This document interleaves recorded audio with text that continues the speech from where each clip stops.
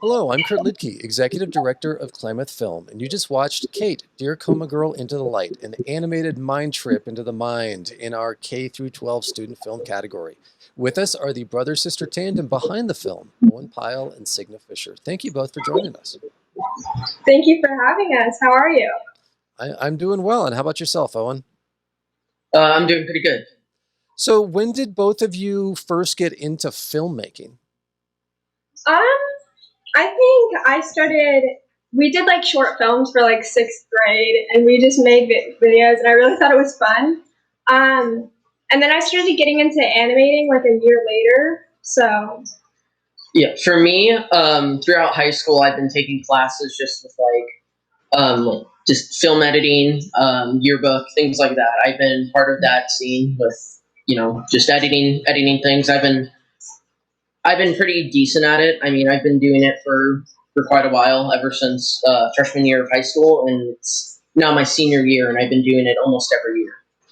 So, Well, you two have two films in our festival, both in a really unique animated style. It's not rotoscoped because that would require hand drawing. So what are the methods that you're using to create this style of animation? so we start by making a video, like of me, for example, and then we take it clip by clip and we animate it. I don't think that's kind of the correct way to say it. I think the correct way. So the way that it's done is you take a clip, like we'll record 3 second clips in between, and with those 3 second clips, we'll put them through a processor. Basically, it'll put over what is essentially just a filter over it, and it'll take out specific details. So, like for example, it'll take out the different aspects of my, like the different color aspects of my arm. So like right here is more brighter, right here is more darker, and it'll just apply a two-tone color.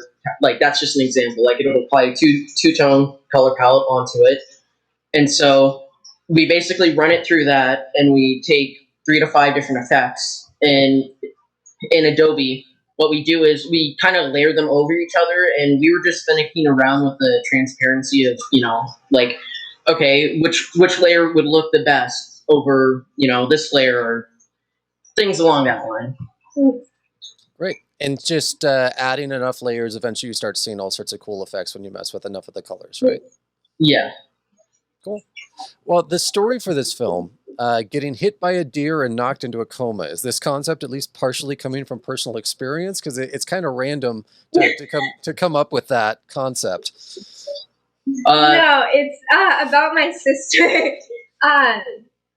One time she almost got hit by a bus, so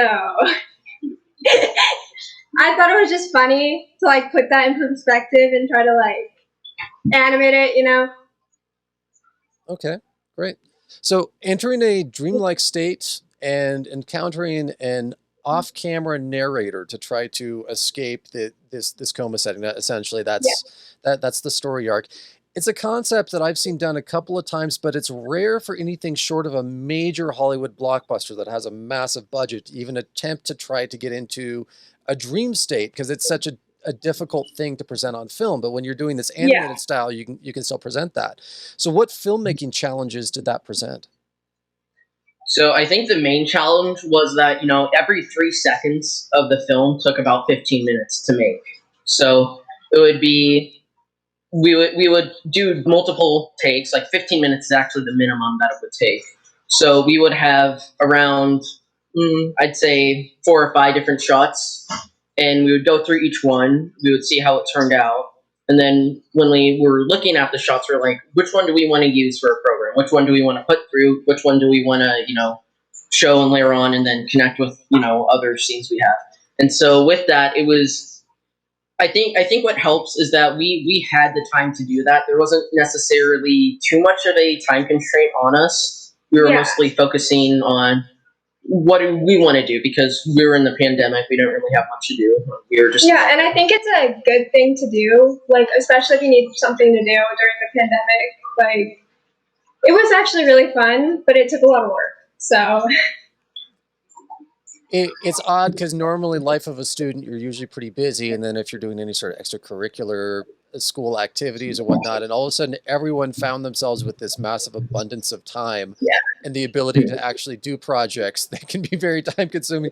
Parents, I'm sure, were trying to figure out how to like bake sourdough or knit or something, and you're like, let's just make some movies because we got nothing else to do, right? Yeah.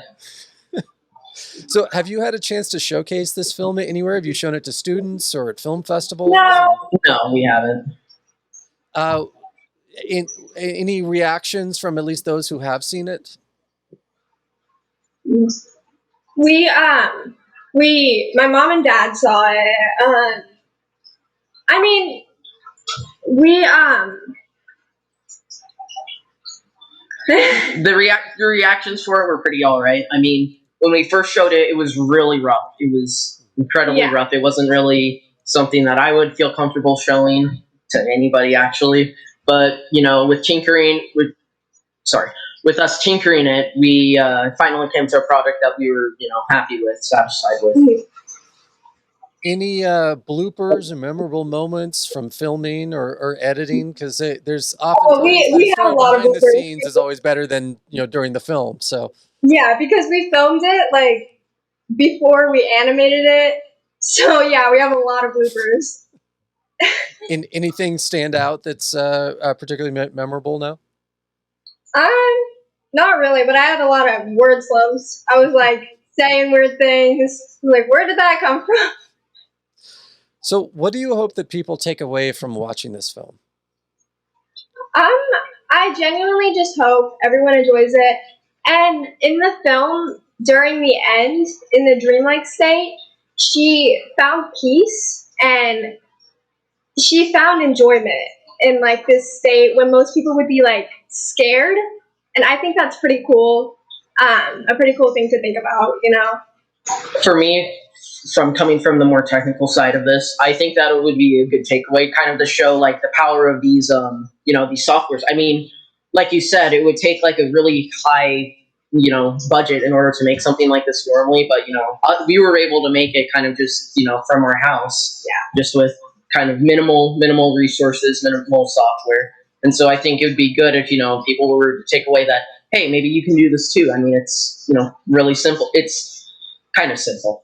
Well, it's a good thing to do in your free time. Yeah, I'm one who loves animation and all sorts of different styles, but I don't have the patience for it. It is way too time consuming. So, well, thank you, Signa and Owen, for your film and for joining us. Kate, Dear Coma Girl Into the Light will be screened on Sunday, September 19th at 10:30 a.m. in our K-12 student shorts category and available on demand all week. Owen, Signa, thank you very much for the time. Thank you for having us. Thank you.